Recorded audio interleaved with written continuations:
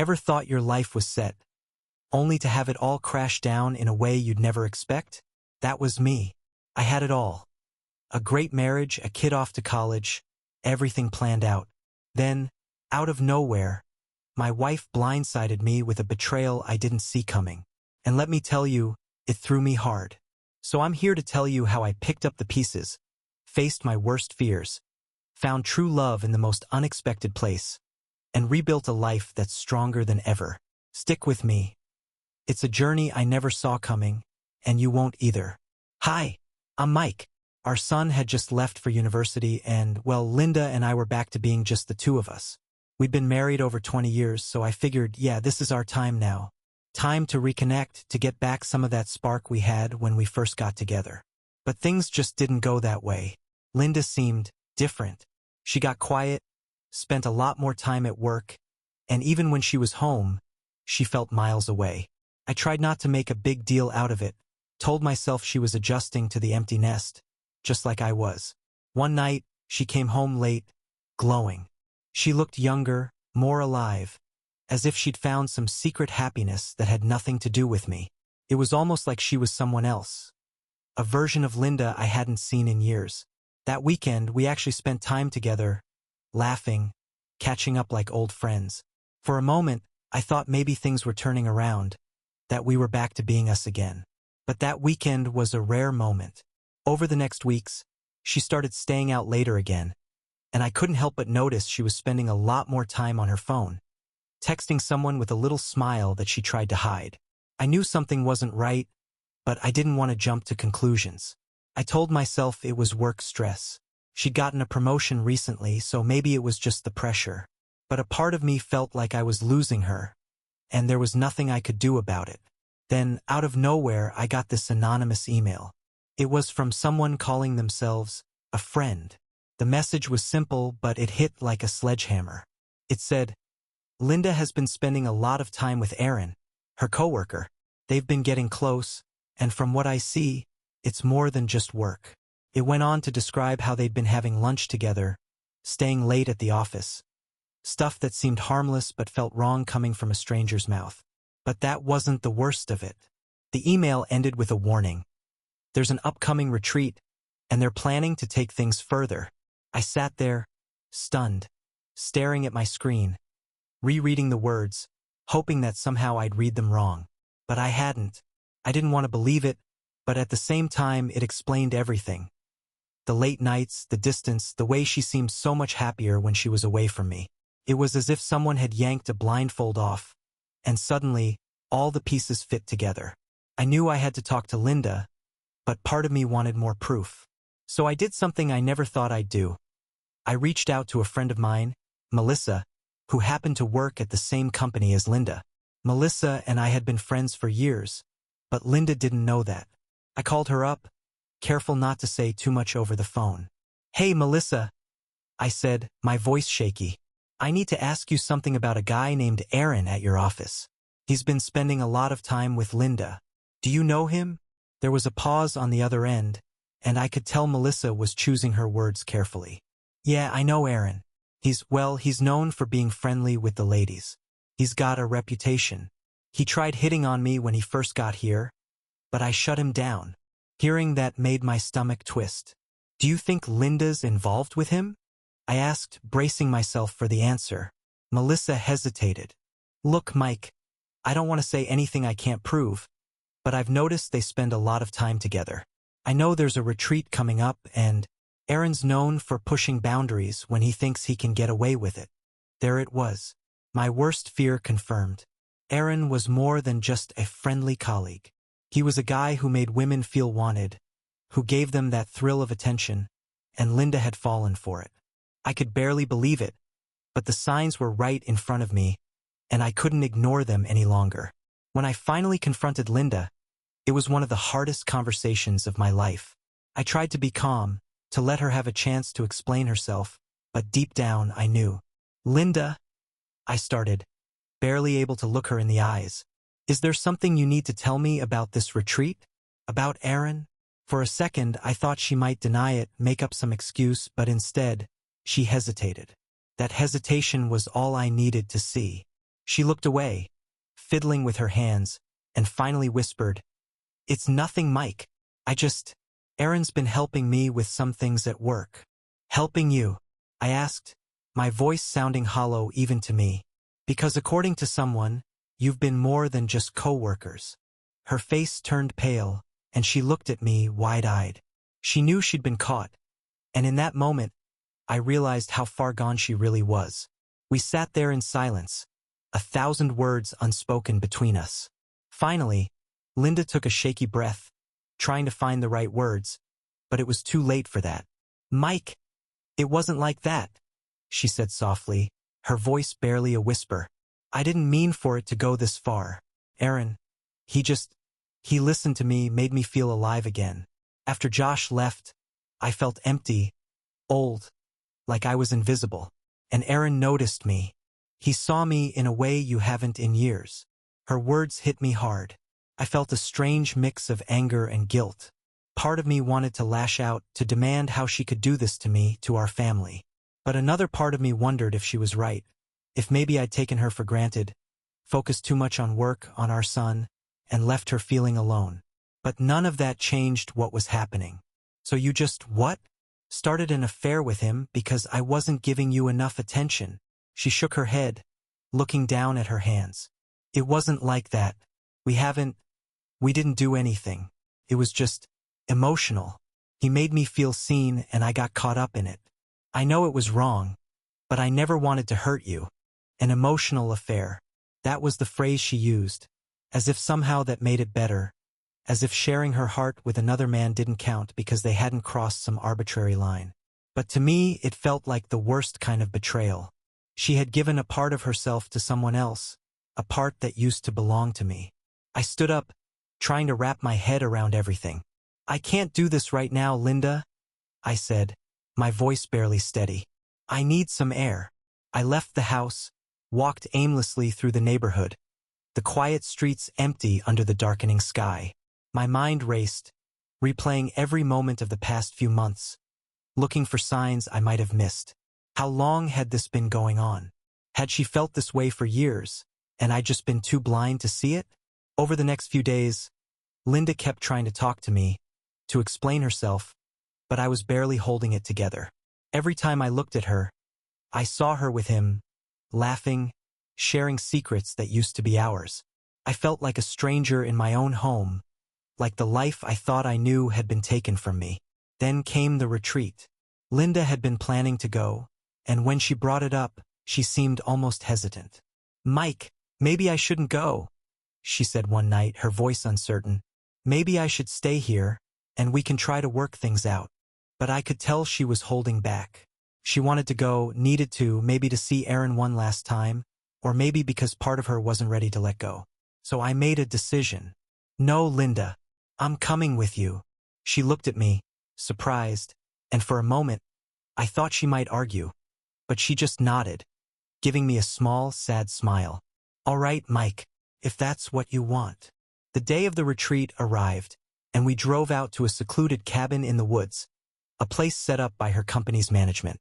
The whole thing felt surreal, like I was stepping into someone else's life. Aaron was there, waiting to greet everyone, a smug look on his face as he welcomed us. When he saw me, his expression flickered, just for a second, and I felt a surge of satisfaction. He hadn't expected me to come. Linda introduced us, her voice tense. Aaron extended his hand, but I just looked at it, barely nodding before walking past him. For the rest of the evening, I watched him, the way he looked at her, the way he seemed to be everywhere she was, finding little excuses to talk to her, brush her hand as they passed each other. It was subtle, but I saw it, and it made my blood boil. Dinner was awkward. We sat with a group of her coworkers, people I didn't know, and I felt like an outsider, watching as Linda and Aaron exchanged glances across the table. They thought they were being discreet, but I wasn't blind. I saw every look, every small smile, and I felt like I was going to explode. Then came the drinks. Someone handed me a glass of red wine, and I could see the way Linda was watching me, almost like she was waiting for something to happen. I remembered the warning in the email, the one that said they'd try to drug me if I got in the way. So instead of drinking, I made a show of pretending to sip, holding the glass in my hand, pouring it into a nearby plant when no one was watching. Aaron kept glancing over, his face tense, as if he was waiting for me to fall asleep, to be out of the way so he could finally be alone with her. But I wasn't going anywhere. Finally, the night wound down, and Linda and I headed to the guest house where we were supposed to sleep.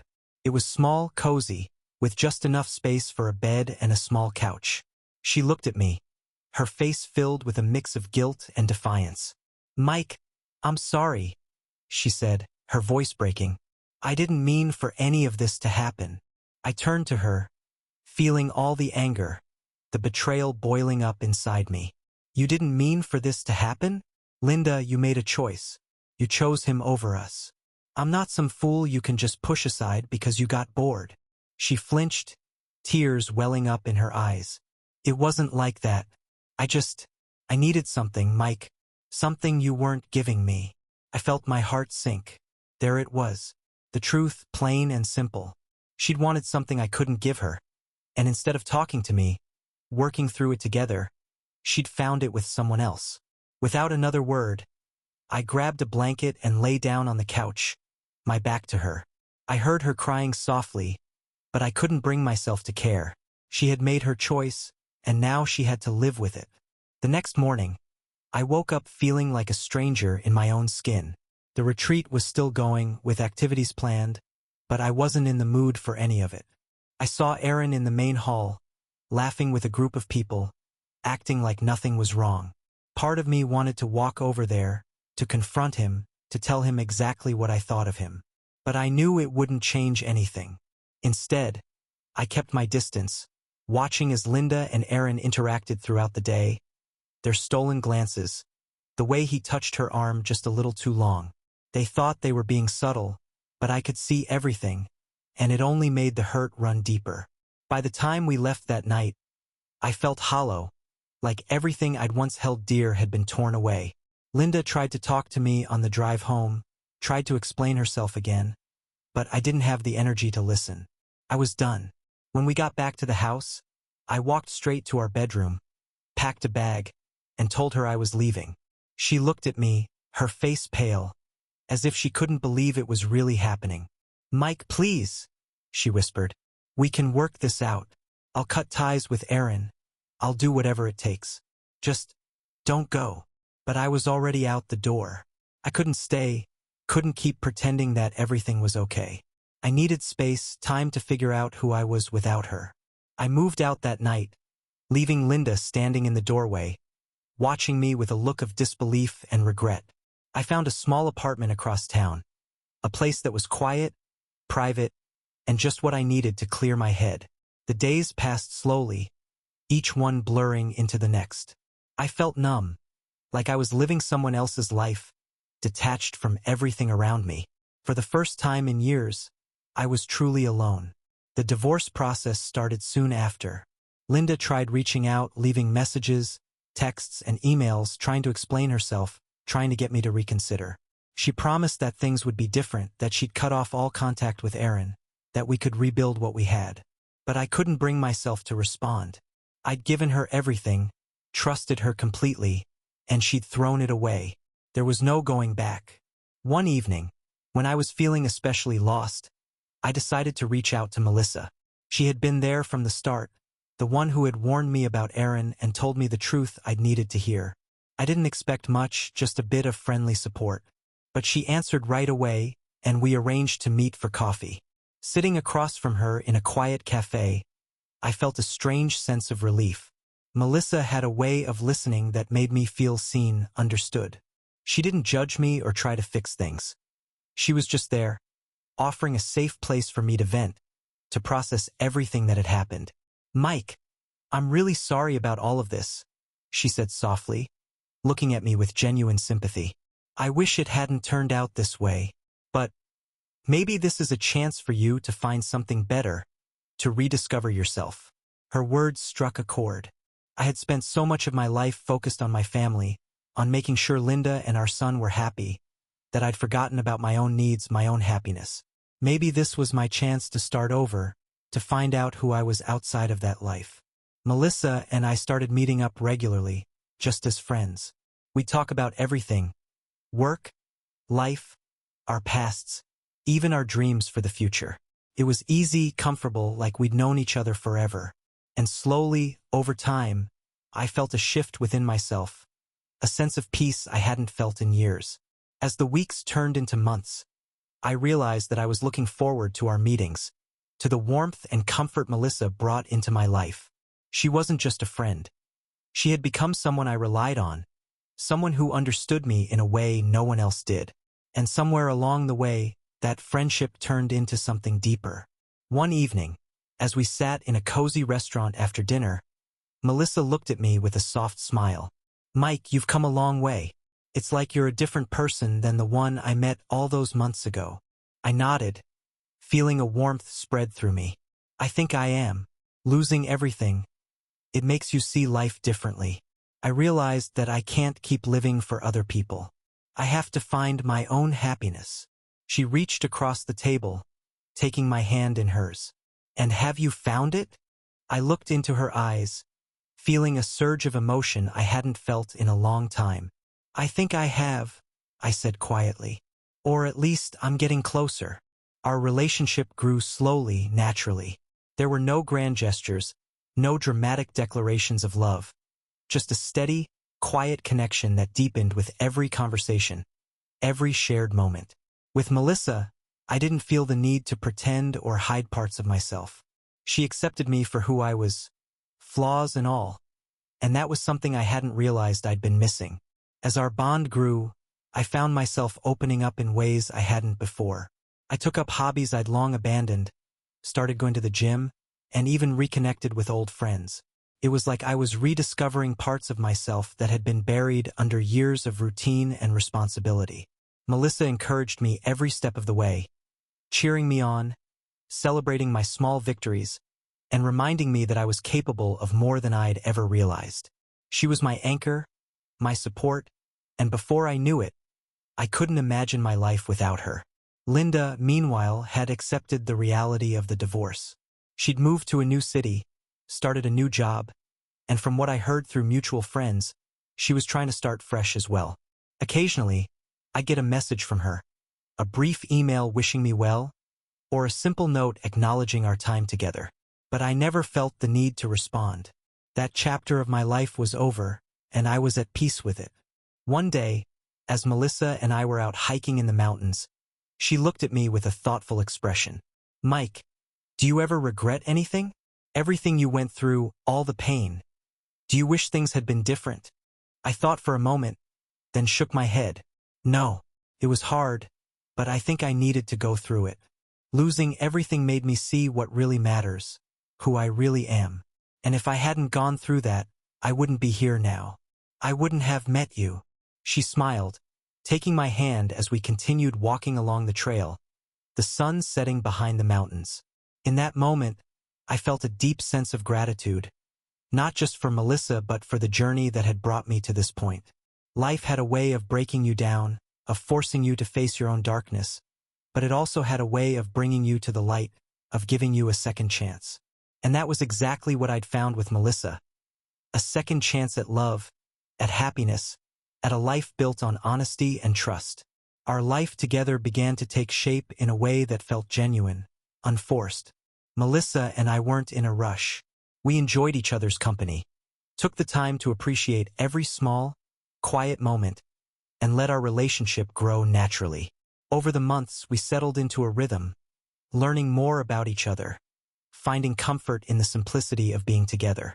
One evening, Melissa and I were sitting on the balcony of her apartment, looking out over the city lights. She just poured us each a glass of wine, and we sat there in companionable silence, lost in our own thoughts. Felt peaceful, like the world had slowed down just for us. "Mike," she said after a while, her voice soft, thoughtful.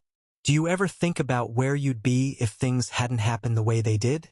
If everything hadn't fallen apart?" I thought about her question, letting the weight of it sink in. Sometimes, yeah, but honestly, I think I would have been stuck in a life that looked fine from the outside but didn't feel right anymore. I didn't see it then, but I was losing myself. She nodded, her gaze steady. Sometimes it takes something breaking for us to see what we really need, who we really are. Her words hit home. I looked at her, realizing that Melissa was right. In a way, everything that had happened had forced me to confront parts of myself I'd been avoiding for years, parts that were buried under responsibilities and routines. Losing everything had been painful, but it had also set me free. Over time, Melissa and I grew closer, building a life together that was simple but fulfilling. We spent our weekends exploring new hiking trails, discovering little cafes in the city, and having long, lazy Sunday mornings filled with coffee and good conversation. It was a different kind of love, one built on friendship, mutual respect, and a quiet understanding that didn't need words. But as much as I cherished our life together, a part of me still felt a bit restless, as if there was something more I needed to do, something unfinished. Melissa noticed it too, the way I'd sometimes get lost in thought, my gaze drifting to the horizon, as if I was searching for something just out of reach. One afternoon, while we were walking through a nearby park, Melissa gently nudged me. If there's something you want to do, some part of you that still feels unfinished, I'm here. I support you, whatever it is. Her words caught me off guard, but I felt a sense of relief. It was like she'd given me permission to pursue something I hadn't even realized I was holding back. I took a deep breath, considering her offer, and that evening, I sat down to think about what I really wanted. It hit me slowly, like pieces falling into place. I'd always enjoyed writing, had dabbled in it here and there over the years, but I'd never taken it seriously. Between work, family, and all the responsibilities that came with them, writing had always been a hobby, something that got pushed to the side.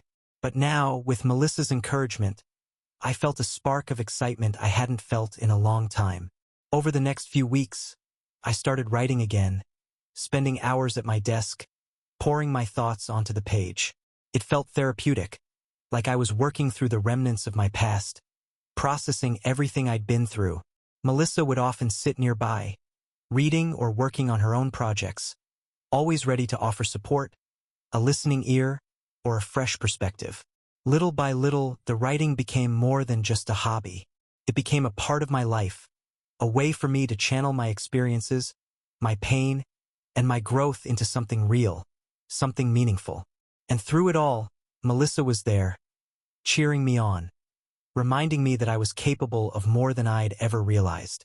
One evening, as I was finishing a chapter, she looked at me with a proud smile. "Mike, you found something here. Something real. I can see it in you, the way you light up when you talk about your ideas, the way you come alive when you're writing. I'm so happy for you." Her words filled me with gratitude. Melissa had not only given me the space to find myself again, but she'd also supported me in ways I hadn't known I needed. She was my partner, my confidant, and with her by my side, I felt a strength I hadn't known before. But even as I moved forward, I knew that my journey wasn't just about personal growth. It was also about letting go of the past, about finding closure and finally accepting everything that had happened. Linda had moved on, or so I'd heard, and she seemed to be doing well in her new life. She'd stopped reaching out, and in a way that was a relief. It allowed me to fully focus on my future without the shadows of our past lingering. And as Melissa and I continued to build our life together, I felt more grounded, more at peace than I ever had before. Our love was quiet, steady, and real. A love that didn't need grand gestures or drama to feel meaningful. It was the kind of love that made me feel whole, that gave me a sense of purpose beyond anything I'd known. A few months later, I found myself standing on a familiar hilltop, looking out at the sunset, feeling the weight of my journey and the peace that had come from finally letting go. Melissa stood beside me, her hand in mine, and as we watched the sun dip below the horizon, I felt a quiet sense of closure. The past was behind me, and the future was wide open, filled with possibilities I hadn't dared to dream of. I turned to her, a sense of certainty filling me. "Melissa, I don't know what the future holds, but I do know one thing. I want you in it. You've been my anchor, my support, and I can't imagine my life without you." She smiled, her eyes shining with tears. "I feel the same, Mike. Whatever comes next, we'll face it together. And in that moment, I knew that I'd finally found what I'd been searching for all along. A love built on trust, understanding, and a shared journey that had made us both stronger. The road ahead was uncertain, but with Melissa by my side, I was ready for whatever lay ahead. As time went on, Melissa and I continued to settle into our life together, building a home filled with warmth, laughter, and the quiet comfort of simply being ourselves. Our love grew deeper, not because of grand events or dramatic moments, but because of the small, steady moments we shared each day. I realized that with her, I didn't need to be anything more than myself, and that was a freedom I hadn't fully understood until now. One weekend, we decided to take a trip to the coast. We rented a small, cozy cabin near the beach, surrounded by miles of sand and sea. It was a perfect escape from the world, a chance for us to unwind and enjoy each other's company without any distractions. We spent our days walking along the shore, exploring the small town nearby, and watching the waves crash against the rocks, each of us lost in our own thoughts. On our last evening, as we sat by the fire in the cabin, watching the flames flicker and dance, I found myself looking at Melissa, feeling a surge of gratitude. She had been my rock through everything, helping me rebuild my life from the ground up. I realized that I didn't just want her to be a part of my life. I wanted her to be my life, my future. I reached into my bag and pulled out a small box, my heart pounding as I held it in my hands. I hadn't planned on doing this, hadn't planned on making any grand gestures, but in that moment, I knew that it was right. "Melissa," I said, my voice steady but filled with emotion, "you've been with me through the darkest times, seen me at my lowest, and loved me for who I am. I don't know what the future holds, but I know that I want you by my side for all of it. Will you marry me?" She looked at me, her eyes widening in surprise, and then a slow, beautiful smile spread across her face. She nodded, a tear slipping down her cheek. "Yes, Mike. Yes, of course."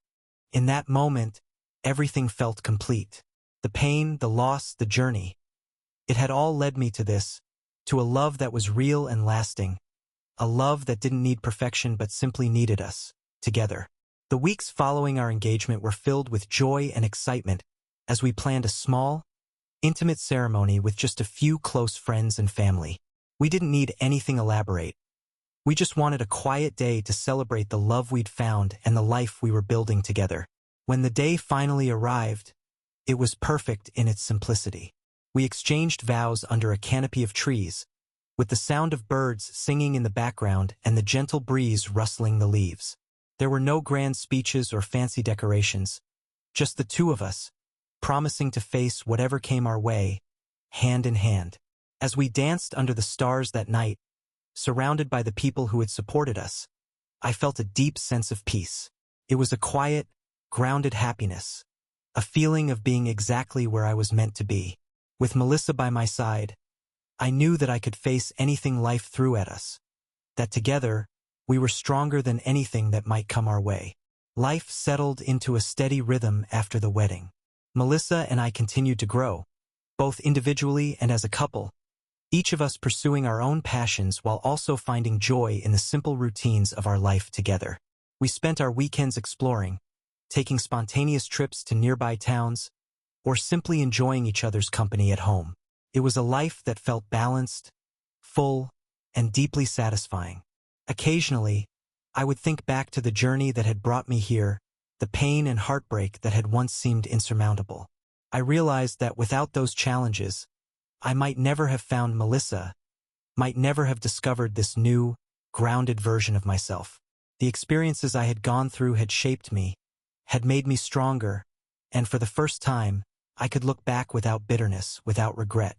One evening, as we sat on our balcony watching the sunset, Melissa turned to me, her expression thoughtful.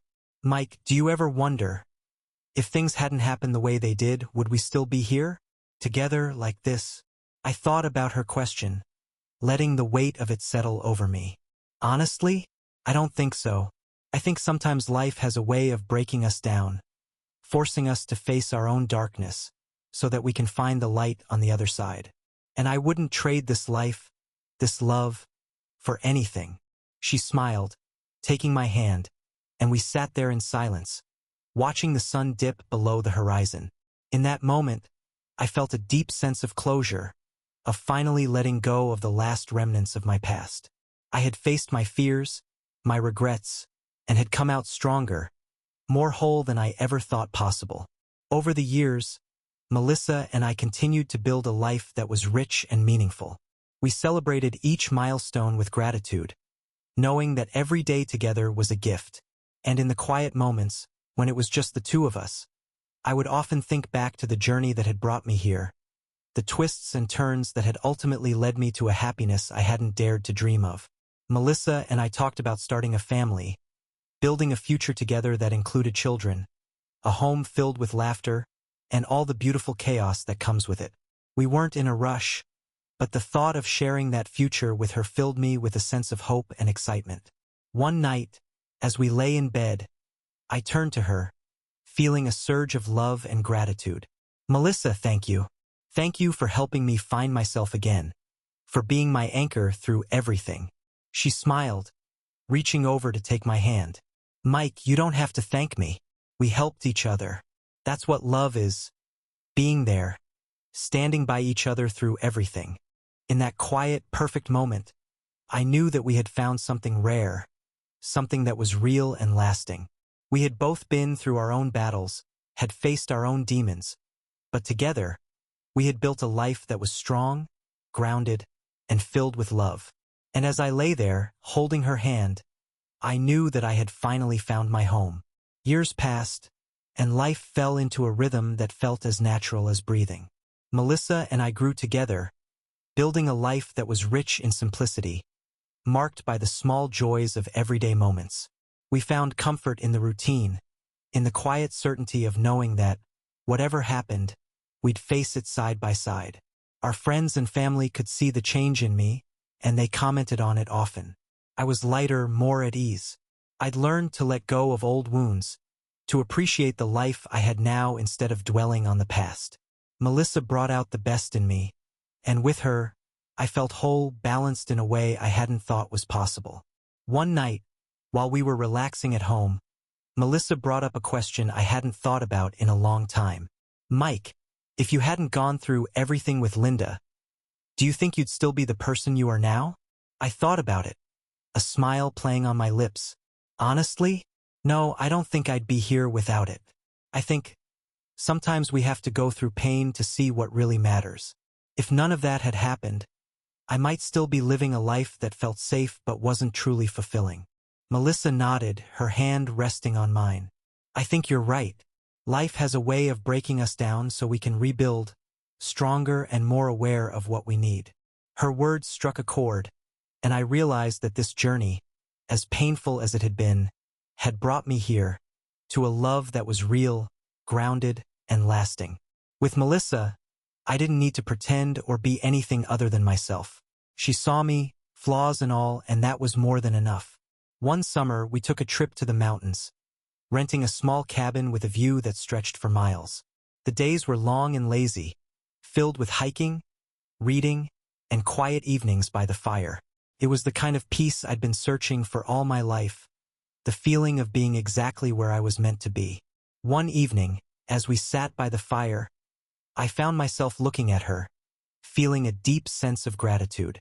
"Melissa, thank you for everything, for helping me see who I really am, for giving me a life that's more beautiful than I ever thought possible." She smiled, her eyes filled with warmth. "Mike, you don't have to thank me. We found each other when we needed it most, and that's something worth holding on to." As the years went on, we talked about starting a family. We dreamed of a future filled with children, laughter, and all the beautiful messiness that life can bring. We knew it wouldn't always be easy, but the thought of sharing that future with Melissa made everything feel right. We were in no rush, but the hope of what lay ahead filled our lives with meaning and purpose. On a clear spring day, we received the news that we were expecting our first child. That day felt like the start of a new chapter, a chapter that was bright with promise, filled with the joy of building something together, a future that would carry our love forward. We prepared for the journey ahead with all the excitement and nervousness of first-time parents, savoring each small milestone, each little moment of anticipation. As our family grew, so did our sense of gratitude. We spent countless days with friends and family, making memories that would last a lifetime. And each night, when the house was quiet, I would look at Melissa, holding our child, and feel a sense of peace I hadn't known was possible. Life continued, full of all the ups and downs, the moments of joy and challenge that come with raising a family. But through it all, Melissa and I remained steady, grounded by the love we had found, the love that had been built from a place of honesty, trust, and shared experiences. One evening, many years later, as we sat on our porch watching the sunset, Melissa turned to me, her face soft with a smile. "Mike, looking back, do you have any regrets?" I thought about her question, let it sink in. I knew what she meant, and I knew my answer without hesitation. No, I think everything happened exactly as it needed to. It was hard, and there were times when I didn't know if I'd make it through, but I wouldn't change a thing. It all led me here, to you, to us. She reached for my hand, giving it a gentle squeeze. I feel the same way. In that moment, sitting beside her, I felt a deep sense of contentment. Our journey hadn't been easy, but it had been worth every step, every hardship, and every lesson along the way. We had built a life that was real, filled with love, laughter, and the quiet comfort of knowing that we had faced it all together. Looking out at the world beyond, I knew that life would continue to bring its challenges, its unexpected turns. But whatever came next, I was ready. I had found my anchor, my partner, my best friend, and together, we would face whatever life had in store. And as the stars began to fill the sky, I realized that I had finally found what I had been searching for all along. A love that was true, a life that was full, and a home that was built on a foundation of trust, respect, and understanding. In Melissa, I had found my forever.